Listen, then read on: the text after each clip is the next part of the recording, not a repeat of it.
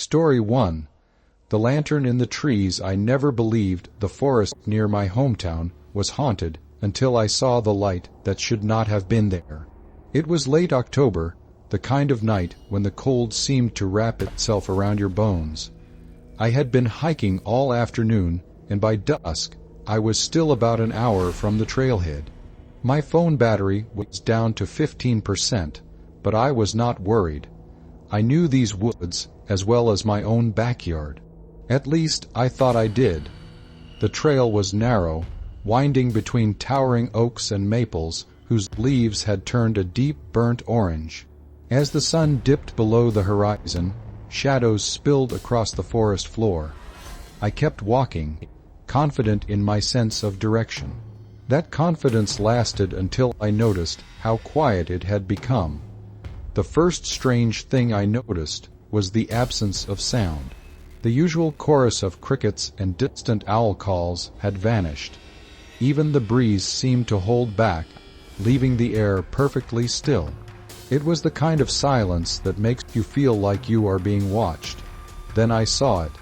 A faint glow shimmered between the trees, about 50 yards to my right. It was warm and flickering, like the flame of a candle or an old-fashioned lantern. My first thought was that another hiker had set up camp, but something about the light's slow, rhythmic sway made me hesitate. It felt intentional, like someone knew I was there. Curiosity tugged me off the trail. Each step crunched through fallen leaves, loud against the unnatural quiet. The deeper I went, the brighter the glow became, yet it never seemed to get closer or farther away. It was as if it was moving with me, guiding me to some unseen destination. As I moved deeper into the forest, the trees seemed to grow taller and closer together, their trunks blotting out what little light remained in the sky. I could barely see the path behind me anymore. My breathing felt louder than it should have. I found myself glancing over my shoulder every few seconds, half expecting to see someone standing there. At one point, I thought I heard footsteps following mine. I stopped and listened. Nothing. The light ahead flickered once, almost like it was reacting to me. My throat went dry, but I pressed on. After what felt like 10 minutes of weaving through underbrush, I stepped into a small clearing. At its center stood a single massive tree, with a lantern hanging from a branch nearly 20 feet above the ground. The flame burned with an unnaturally steady glow, its light casting long shadows that seemed to pulse and writhe across the clearing. Beneath the lantern, the ground was disturbed. A mound of fresh soil sat in a rough oval, surrounded by withered flowers so brittle they crumbled in the breeze. The smell of damp earth mixed with something faintly metallic. My chest tightened. I could not explain why, but I knew this was not a campfire or a memorial. The lantern began to sway more violently, though there was no wind. The shadows around me twisted into shapes that resembled people, their limbs too long and their heads bowed. I stood frozen, unable to move, my breath puffing in the cold air. Then I heard it, a whisper, my name. Not from behind me, not from the ground, but from above. Slowly, I tilted my head back. The branch where the lantern hung was now empty. The light had vanished completely, plunging the clearing into darkness. My body finally responded, and I bolted, crashing through the brush in blind panic.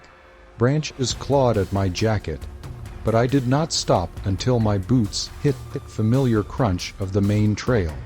My phone screen lit up just enough to guide me the rest of the way to my car. When I reached the parking lot, I stood there for several minutes, trying to slow my breathing. The woods behind me were still and dark, but I could not shake the feeling that something had followed me to the edge. In the days that followed, I convinced myself it had been a trick of the light. Maybe another hiker had left the lantern there. Maybe my mind had filled in the rest, but that explanation never really settled with me. A week later, I returned in daylight, determined to find the clearing again. I followed the same trail, stepping off at the same spot where I first saw the glow. I walked for an hour, but there was no clearing, no massive tree, no sign of disturbed soil. It was as if the place had never existed. That should have made me feel better, but it did not. Because the very next night, as I was getting ready for bed, I looked out my bedroom window toward the tree line. Far in the distance, deep in the blackness of the forest, a faint light swayed gently between the trees. That night I could not sleep. Every creak of the house made me sit up. Around 3 a.m., I saw movement outside my window. Not the lantern this time, but a shadow that passed across the lawn and stopped just out of sight. My chest tightened, and before I could work up the courage to check, there was a faint tapping on the glass.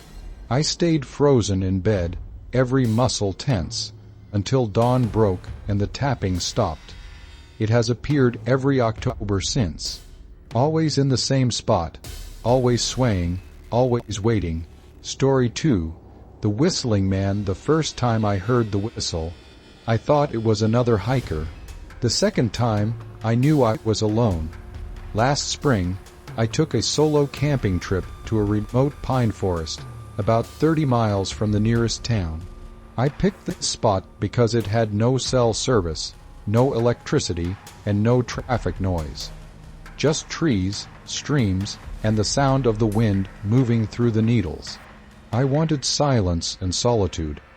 I arrived late in the afternoon and set up my tent on a flat patch of earth near a creek. The air was crisp, and the water's constant trickle made the place feel almost peaceful. I built a small fire, made coffee, and settled into my camp chair as the sky faded from gold to deep blue. For a while, I sat with my journal, jotting down small details, the way the firelight caught in the pine bark, the shifting scent of smoke and damp earth, the high rustle of branches when a breeze moved through. My breathing slowed, and I remember thinking this was exactly the escape I needed. It was around midnight when I first heard it, a faint 3-note whistle coming from somewhere beyond the creek, the kind of casual tune someone might hum while walking. I froze, listening for footsteps or voices, but heard nothing. "Hello," I called.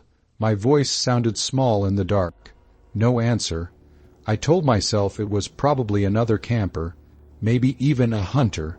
Still, the idea of someone wandering through the woods at that hour was unsettling. I went back to tending the fire, trying to push the sound from my mind. A few minutes later, the whistle came again, louder this time, closer. It was the same 3 notes, repeated slowly, as if whoever was making them had all the time in the world. I shined my flashlight in the direction of the sound, but the beam was swallowed by the trees. The whistling stopped. The forest felt heavier somehow, as if the night itself was leaning closer to listen. I stayed awake for another hour, ears straining. Finally, I crawled into my sleeping bag and zipped it up to my chin. Just as my eyes began to close, the whistle started again, right outside my tent. I shot upright, my heart pounding. I grabbed my flashlight and unzipped the tent flap in one quick motion. The beam revealed nothing but trees and shifting shadows. My breath came in sharp bursts. Then I saw him. About 20 yards away, between 2 trees, stood a tall man in dark clothing. His face was hidden in shadow, but I could see the pale outline of his jaw. He stood perfectly still, his head tilted slightly as though studying me. The whistle sounded again, the same 3 notes, but this time his lips did not move. The sound seemed to come from everywhere at once, echoing faintly through the pines. I yelled that I was armed, though the only thing in my pack was a pocket knife. He did not respond. Slowly, almost casually, he stepped forward, then stopped. We stood there for what felt like minutes, the space between us charged with something I could not name. Then, without a word, he turned and walked deeper into the woods. Each step was deliberate, the space between them long and measured. The whistle followed him, growing fainter until it vanished entirely. I sat in my tent the rest of the night, clutching the knife and straining to hear any sound. The forest remained silent until sunrise. When daylight came, I packed up my camp as quickly as I could. On the hike back to my car, I felt like I was being followed. Every so often, I would stop and listen. At first there was nothing, but once, far behind me, I thought I heard the whistle again, faint but unmistakable. At one point, a crow startled me by bursting out of a nearby pine. When it took off, I noticed something on the ground, a boot print, large and deep, pointing in the same direction I was walking. There were no other camps nearby. I walked faster. My shoulders ached from the tension of constantly glancing over them. By the time I saw my car through the trees, my nerves were frayed to the point of breaking. I unlocked the doors and slammed them shut the second I was inside. Later, when I checked my GPS watch, I noticed something strange. It showed that around 2:30 a.m. I had moved nearly a quarter mile from my camp and stayed there for 10 minutes before returning. I had no memory of leaving my tent. The unease followed me home. That night, I woke up to the sound of my front porch creaking. I live alone. My bedroom window looks out over the porch, and I thought I saw movement, a tall figure in the dark. I reached for my phone, but before I could call anyone, the whistle started. Faint 3 notes, drifting in through the glass. I sat frozen, heart hammering, until it faded into the night. I told myself it was over, but 2 nights later, at exactly 2:30 a.m., I woke up again. The whistle was not outside this time. It was coming from inside the house. Story 3. Roots. Some things in the forest are older than the trees themselves. I wish I had never learned that the hard way. I used to work for a conservation team, mapping remote forest areas for research. On this trip, we were surveying an untouched patch of old-growth forest miles from the nearest road. The trees here were massive, with trunks so wide that 3 people holding hands could barely wrap around them. We were camping for 4 nights, and my job was to document plant species within a certain grid. The deeper we went, the more the forest felt different. The air was thicker somehow, and the ground was soft and uneven, as if it was breathing beneath our boots. Even the bird calls sounded strange, echoing longer than they should have, like the trees were mimicking them. On our second afternoon, while the others set up temperature sensors and soil probes, I wandered farther uphill to get photos of moss growth on a shaded ridge. My GPS tracker still had me within the assigned boundaries, but I had a strong feeling I was stepping into a place I was not meant to be. That is when I found the hollow. It was a near-perfect circle, a natural depression about 30 feet across, encircled by ancient trees whose roots did not go inward like they should. Instead, they curved away from the hollow, curling above the ground like they were recoiling from something in the center. And in that center, a tangled mass of roots burst through the soil like a skeletal hand reaching up from a grave. Some were thick and coiled, others thin and brittle, but all of them pointed skyward. I stepped into the hollow. At once the temperature rose, not just warm, stifling. The air smelled like wet bark and rusted iron. My ears popped slightly, like I had gone underground. I crouched to photograph the roots, framing the shot through a low beam of sunlight, when something shifted. One of the roots twitched, bending slightly, then straightened again. I froze. There was no wind. Nothing had touched it. I scanned the ground. No animals, no signs of burrowing. The soil was undisturbed, except right beneath the center, where it was looser, darker, Another twitch, then a low cracking sound, like frozen wood snapping apart. The roots began to curl upward, slow and deliberate. From beneath the soil came a groaning vibration, like something deep below was stirring for the first time in centuries. Then I saw it, something pale, slick, and jointed, not like bark, but like bone, slid between two roots before vanishing again. It had 5 long digits, a hand, or something that wanted to resemble one. Then came the whisper. At first, it was barely audible, like the sound of leaves brushing each other. Then it grew louder, clearer, a voice, feminine and cold, repeating one word over and over. Stay. I stumbled back, my boot sinking into the loose soil. It felt spongy, like the ground was breathing. The whisper rose to a wail, and suddenly the largest root cracked apart, sending a burst of dirt into the air. The pale shape was gone, the roots stopped moving, the whisper cut off. I ran without thinking, crashing through underbrush and leaping over fallen branches, until I saw the bright blue tarp of our camp. My lungs burned and my hands were shaking. I told the team I had seen something strange with the roots, and they joked that I had found a bear den or got spooked by a porcupine. I let them believe that. That night, I lay awake listening. At first, it was just the hum of insects and the occasional crackle of firewood. But just after midnight, I felt something strange, a subtle shift beneath me, like the tent had lifted half an inch, then gently settled back down. The next morning, my boots were half, buried in loose soil, the way a child might have cover something with dirt in a sandbox. The others said maybe it was runoff from the rain, but it had not rained. I avoided the hollow for the rest of the trip. But on the final day, while packing, I noticed something horrifying. The tree line had shifted. The ring of twisted roots that once surrounded the hollow had somehow migrated closer. I counted the trunks, same number, same shapes, now barely 30 feet from camp.